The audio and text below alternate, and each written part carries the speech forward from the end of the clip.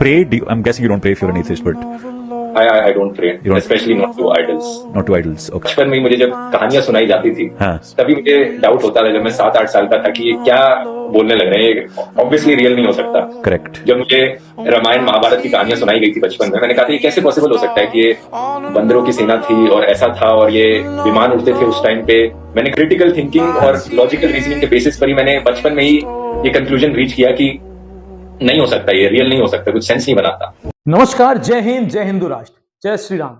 मैं हूं धर्मोपीढ़ी से डॉक्टर पंकज शर्मा और आज एक मैं ऐसे विषय को लेकर आया हूं जिस विषय के बारे में शायद आपने सुना होगा, जानकारियां होंगी, परंतु उसकी प्रामाणिकता में आज भी हिंदुस्तान में ऐसे लाखों करोड़ यूट्यूबर्स हैं और ऐसे लाखों करोड़ वामपंथी विचारधारा के लोग हैं जो आज भी रामायण को काल्पनिक मानते हैं। जी हाँ, ऐसा ही एक यूट्यूबर है ध्रुव राठी, जिसके कि लगभग 11.2 मिलियन से 11 मिलियन के आसपास फॉलोवर्स हैं। वो हिंदुस्तान का रहने वाला है, हरियाणा के पास वो के गांव का एक छोटे से गांव को रहने वाला आज यूट्यूबर आज अपनी पॉपुलैरिटी के कारण, प्रसिद्धि के कारण यूट्यूब में छाया हुआ है।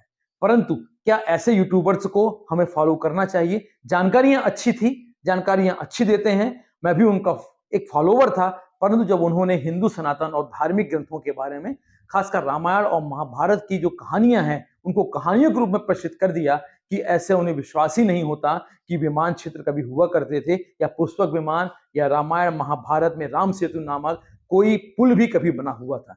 तो मेरा उस ध्रुव राठी को ये चैलेंज है कि आप इस वीडियो को जरूर देखना। मैंने शास्त्रों के आधार पर, श्लोकों के आधार पर, रचित काव्य ग्रंथों और शास्त्रों के आधार पर आपको पुष्पक विमान की पूरी जानकारी दी है। ऐसे जो नेगेटिव लोग हैं इन लोगों से दूर रहिए।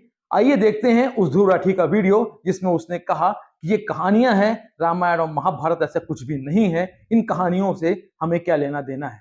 परंतु मैं आपको बता दूं कि ये वही कहानियां हैं जिससे सुनकर तेरे जैसे लोग बड़े हुए हैं। ये वही कहानियां हैं जिन पे आज लाखों, करोड़ों, हजारों लोग धर्म, शास्त्र और अध्यात्म का चिंतन करते हैं। ये वही कहानियां हैं, ये वही शास्त्र हैं और ये वही रामायण और महाभारत की वास्तविक कहानियां हैं, वास्तविक अध्यात्म की चीजें हैं, जहां पर पुष्पक विमान, राम सेतु, भगवान श्री हनुमान, भगवान राम जैसे महापुरुषों ने, देवताओं ने इस धरती पर जन्म लिया है। तो इस वीडियो को जरूर देखिएगा और इस वीडियो को देखने के बाद पूरा वीडियो देखिएगा। वीडियो थोड़ा सा बड़ा है, आज हमने पुष्पक विमान के बारे में पूरी जानकारी आपको दी हुई है। वीडियो अगर आपको अच्छा लगे तो उसे लाइक करिएगा, सब्सक्राइब करिएगा और बाजू में जो बेल आइकन दी है उसमें घंटी बजाना बिल्कुल मत भूलिएगा। चलिए लगातार देखते हैं हम ध्रुव राठी को, उस वीडियो के बारे में जिस वीडियो के विपक्ष में या जिस वीडियो के विरोध में मुझे हिंदू सनातन धर्म शास्त्रों का उल्लेख करके विमान क्षेत्र, पुष्पक विमान और शास्त्रों का बारे में आज यहाँ पर आना पड़ा है। तो लगातार इस वीडियो को देखते रहिए। पुष्पक विमान हिंदू पौराणिक महाकाव्य रामायण में वर्णित एक वायु वाहन था। इसमें लंका का राजा रावण आवागमन किया करता था। इसी विमान का उल्लेख सीताहरण प्रकरण में भी आपको मिलता है। रामायण के अनुसार राम रावण युद्ध के बाद श्री राम, सीता, लक्ष्मण तथा लंका के नवघोषित राजा विभीषण तथा अन्य बहुत लोग सहित लंका से अयोध्या आए हुए थे। यह विमान मूलतः धन के देवता कुबेर के पास हुआ करता था, किंतु रावण ने अपने इसे बड़े भाई कुबेर से बलपूर्वक और उसकी स्वर्ण मंडित लंकापुरी तथा उससे इस वाहन को छीन लिया था। अन्य ग्रंथों में उल्लेख के अनुसार पुष्पक विमान का प्रारूप एवं निर्माण विधि अंगिरा ऋषि द्वारा इसका निर्माण एवं साजसज्जा देवशिल्पी विश्वकर्मा के द्वारा किया गया था।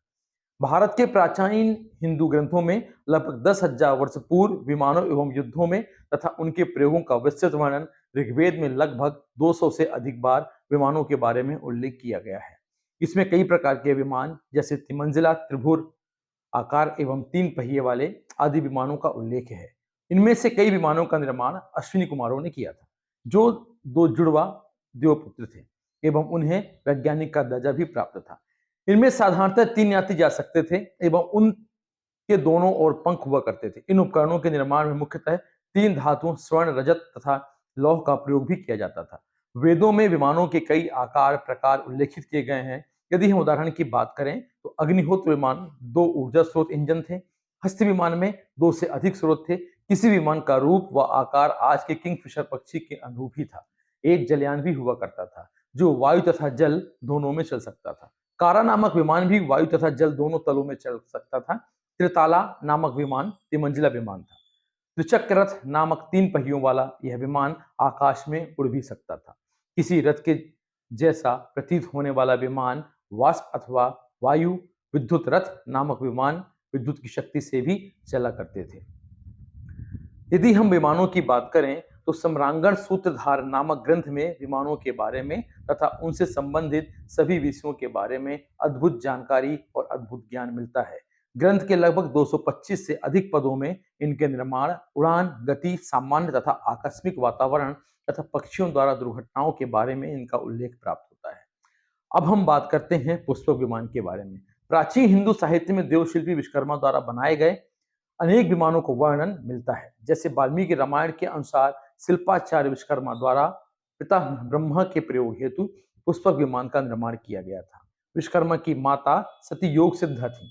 देवताओं के साथ ही 8 वसु भी बनाए जाते थे, जिनमें 8वें वसु प्रभास की पत्नी योग सिद्धा थी। यही प्रभास थे जिन्हें महाभारत के अनुसार वशिष्ठ ऋषि ने श्राप दिया था कि उन्हें मृत्यु लोक में काफी समय व्यतीत करना होगा। तब गंगा ने उनकी माता बनकर उन्हें स्वीकार भी किया था तथा गंगा शांतनु के 8वें पुत्र के रूप में उन्हें देवव्रत नाम से जान लिया गया था। वह कालांतर में अपनी भीषण प्रतिज्ञा के कारण वो भीष्मिक कहलाए थे। इन्हीं प्रभास योगित संतति विश्वकर्मा द्वारा देवताओं के विमान तथा अस्त्र शस्त्र का तथा महल और उनके प्रसादों का निर्माण किया जाता था।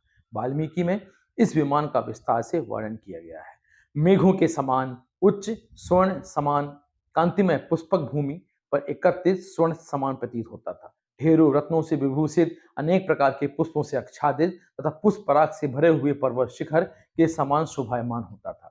बिंदुमालाओं से पूजित मेघ के समान रमणीय रत्नों से दीप्तिमान था। आकाश में विचरण करते हुए यह श्रेष्ठ हंसों द्वारा खींचा जाता हुआ दिखाई देता था। इसका निर्माण अति सुंदर ढंग से किया गया था एवं अद्भुत शोभा से संपन्न दिखाई देता था। इसका निर्माण में अनेक धातुओं का प्रयोग इस प्रकार से किया गया था कि यह पर्वत, शिखर, ग्रहों और चंद्रमा के कारण आकाश और उनके वर्णों से युक्त चित्र शोभा संपन्न दिखाई दे। उसका भूमि क्षेत्र स्वर्ण मंडित कृत्रिम पर्वतमालाओं से परिपूर्ण था। वहां अनेक पर्वत वृक्षों की विस्तृत पंक्तियों से हरे भरे रचे गए थे।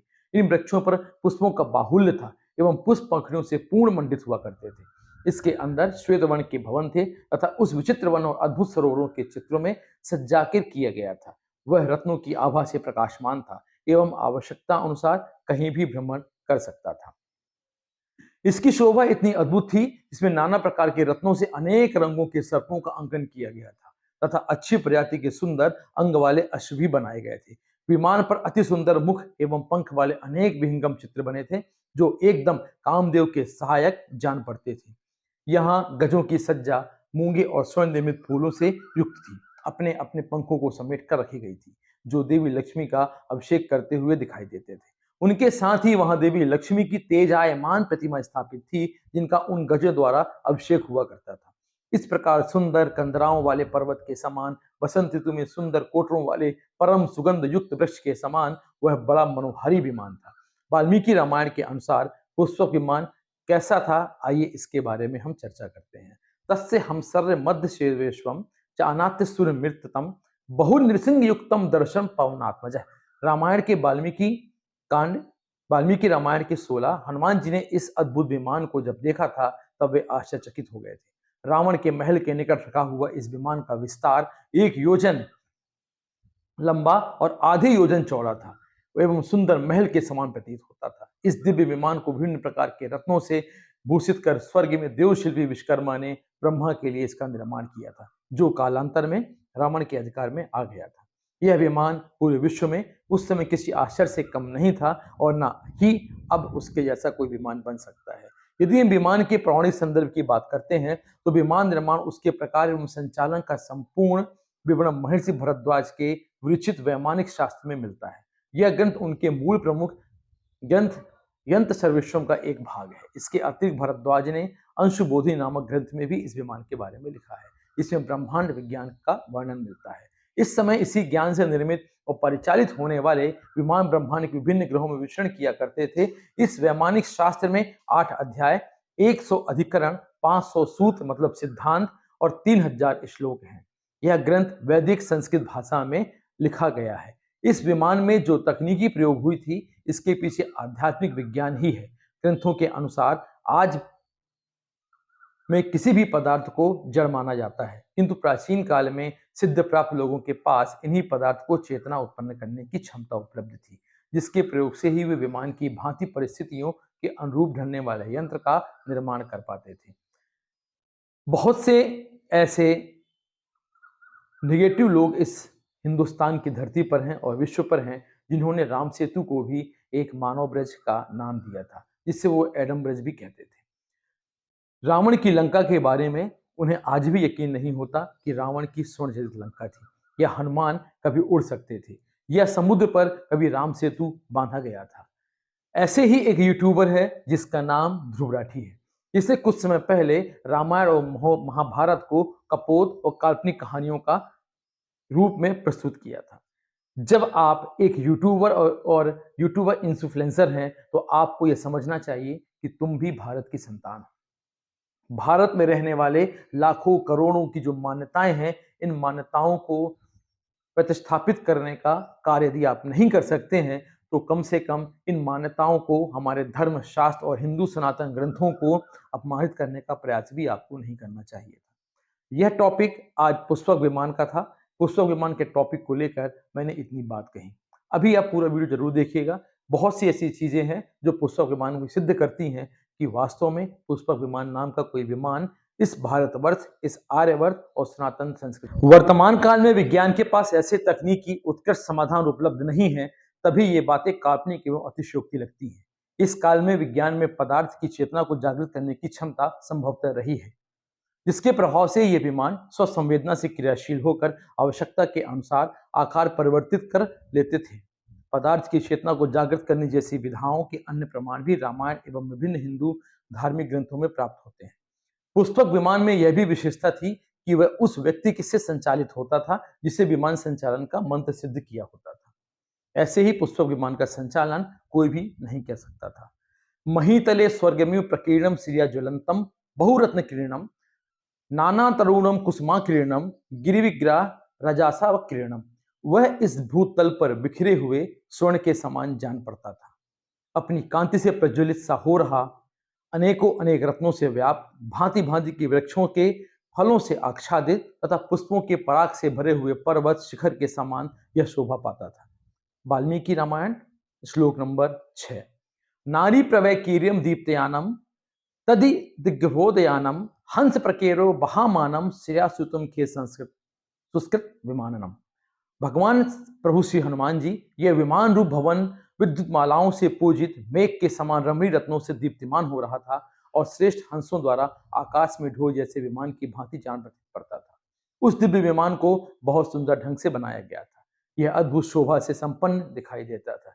यह लंका कांड का हनुमान जी का कथन है। यथा नागरम बहुविधा चित्रम नासिक गति चित्रम दर्द युक्त चोर मेघम चित्र विमानम बहु रत्न चित्रम।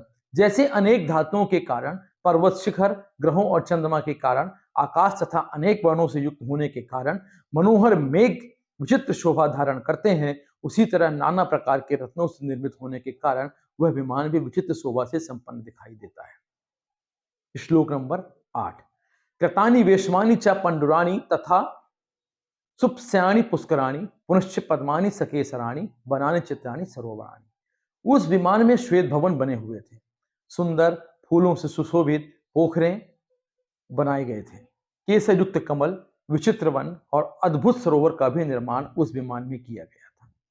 पुष्पहायम नाम विराजमानम रत्न प्रभाशिष्ट विघून मानम विश्वत्न माननापि चोच्यमानम महाकिप्रस्थ महाविमानम। महाकपि हनुमान ने या बजरंगबली ने जिस सुंदर विमान को वहां देखा था, उसका नाम पुष्पक विमान था।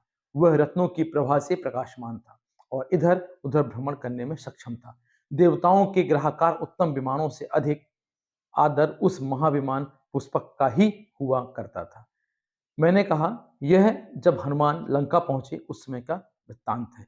कश्चाश वैदूर मारम विहंगा रूप प्रवलश्च तथा विहंगा चित्राच नाम भुजंगा जनता नरूप सुतंगरा शुभंगा। उसमें नीलम, चांदी और मंगों के आकाशचारी पक्षी बने हुए थे। नाना प्रकार के रत्नों से विचित्र वर्ण के निर्माण किया गया था और अच्छी जाति के घोड़े, समान सुंदर अंग वाले अश्व भी बनाए गए थे। ऐसा वर्णन जो भगवान हनुमान ने प्रभु श्री हनुमान ने स्वयं वर्णित किया था। प्रवाज लज्ज जामरूद पक्षा सलीन वर्जिता जिभा पक्षा कामास छाद्विदा भांति पाक्षा कृता विहंगा सामुखा सुपक्षा। उस विमान पर सुंदर मुख वाले मनोहर पंख वाले बहुत से ऐसे विहंगम निर्मित हुए थे जो साक्षात कामदेव के सहायक जान पड़ते थे। उनकी पांखें मूंगे स्वर्ण और उनके बने हुए फलों से युक्त थी तथा उन्होंने लीला पूर्वक अपने बांके पंखों को समेट कर एक साथ रखे हुआ था। न्युज्यमानश्च गजासुहास्ता सक्सेसरा रसोस्पल्लयास्ता बभूव देवी च कुस्तमुस्ता लक्ष्मी सत्पद्मिनी पद्महस्ता। अतः उस विमान के कमल मंडित सरोवर में ऐसे हाथी बनाए गए थे जो लक्ष्मी का अभिषेक करते हुए नियुक्त पाए गए। उनकी सैन बड़ी ही सुंदर थी। उनके अंगों में कमलों के केसर लगे हुए थे तथा उन्होंने अपनी कमल पुष्प धारण किए हुए थे। उनके साथ ही वहां तेजस्वी लक्ष्मी देवी की प्रतिमा विराजमान थी जिनका उन हाथियों द्वारा अभिषेक हो रहा था। उनके हाथ बड़े ही सुंदर थे। उन्होंने अपने हाथों में कमल पुष्प धारण करके रखा था। रावण के विमान क्षेत्र के बारे में यदि हम बात करते हैं तो शोधकर्ताओं के अनुसार रावण की लंका में इस पुष्पक विमान के अलावा भी कई प्रकार के विमान थे जिनका प्रयोग वह अपने राज्य के अलग अलग भागों तथा राज्यों के बाहर आवागमन हेतु किया करता था। इस तथ्य की पुष्टि वाल्मीकि रामायण के श्लोकों द्वारा भी की जाती है जिसमें लंका विजय के उपरांत भगवान राम ने पुष्पक विमान से उड़ते हुए लक्ष्मण से यह कहा था कि कई विमानों के साथ धरती पर लंका चमक रही है। यदि यह विष्णु जी का बैकुंठ धाम होता तो यह पूरी तरह से सफेद बादलों से घिरा हुआ होता। इन विमानों के उड़ने व अवतरण हेतु लंका में 6 विमान क्षेत्र थे जिनके बारे में आज मैं आपसे विस्तृत वर्णन करना चाहता हूँ। सबसे पहला जो विमान क्षेत्र था इसको बोलते थे वीरांगटोटा, वर्तमान में श्रीलंका का महियंगना। वीरांगटोटा एक सिंगली भाषा का शब्द है जिसका अर्थ होता है विमान के अवतरण का स्थल। थोटुपोला कांड, वर्तमान में होटोन पैलेंस। थोटुपोला का शाब्दिक अर्थ विमानतल से ही है। यदि ऐसा स्थान जहां से कोई अपनी यात्रा शुरू करता था। कांडा का अर्थ पर्वत या थोटुपोला कांडा सागर तल से 6000 फीट की ऊंची पर एक समतल जमीन थी जहां विमान उत्तरण और अवतरण के लिए सटीक स्थान बनाया गया था। दंडू मोनार विमान, यह विमान रावण के द्वारा प्रयोग किया जाता था। स्थानीय सिंगली भाषा में मोनारा का अर्थ मोर से होता है तो दंडू मोनारा का अर्थ है मोर जैसे उड़ने वाला विमान। वारिया पोला मैतेले, वारिया पोला कई शब्दों का संधि विकसित करने पर यह वथा रिया पोला बनता है जिसका अर्थ होता है ऐसा स्थान जहां से विमान को उड़ने अवतरण अवतरण करने दोनों में सुविधा होती है। वर्तमान में यहाँ मैतेले राजपक्षा अंतरराष्ट्रीय विमान क्षेत्र के नाम से यह आज भी उपस्थित है। गुरुल पोथा, सिंगली भाषा में इस शब्द का पक्षियों के हिस्से को कहा जाता है। इस विमान क्षेत्र में विमान घर या एयरपोर्ट, ये एयरक्राफ्ट हैंगर एवं मरम्मत केंद्र हुआ करता था। दंडू मोनारा विमान क्षेत्र, यह विमान रावण द्वारा प्रयोग में लाया जाता था। स्थानीय सिंगली भाषा में मोनारा का अर्थ मोर से होता है।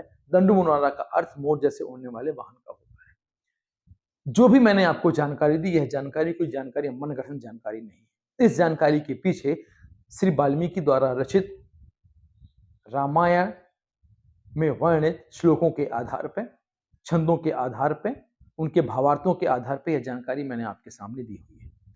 यदि कोई भी ऐसा व्यक्ति जो वामपंथी विचारधारा का हो और जो सनातन हिंदू धर्म को नहीं मानता हो, यदि उसे लगता है कि भगवान राम, रावण, लक्ष्मण, हनुमान ये सब कपोत कल्पनाएं थी, ये जो वानर थे जिन्हें हम आज बंदरों की श्रेणी में डालते हैं, ऐसा यदि उनको शंकाएं होती हैं तो यह वीडियो मेरा उन तक जरूर पहुंचाइएगा या वाल्मीकि रामायण के श्लोकों के आधार पर उन्हें जरूर बताइए कि यह कोई कपोत कल्पनाएं नहीं है, ये वास्तविक वे घटनाएं हैं जिसके प्रमाण आज भी हमें इस भारत में या अन्य क्षेत्रों में दिखाई देते हैं।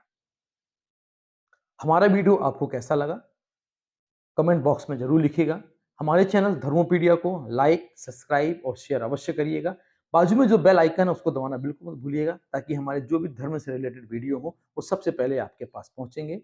जय हिंद, जय श्री राम, जय हिंदू राष्ट्र।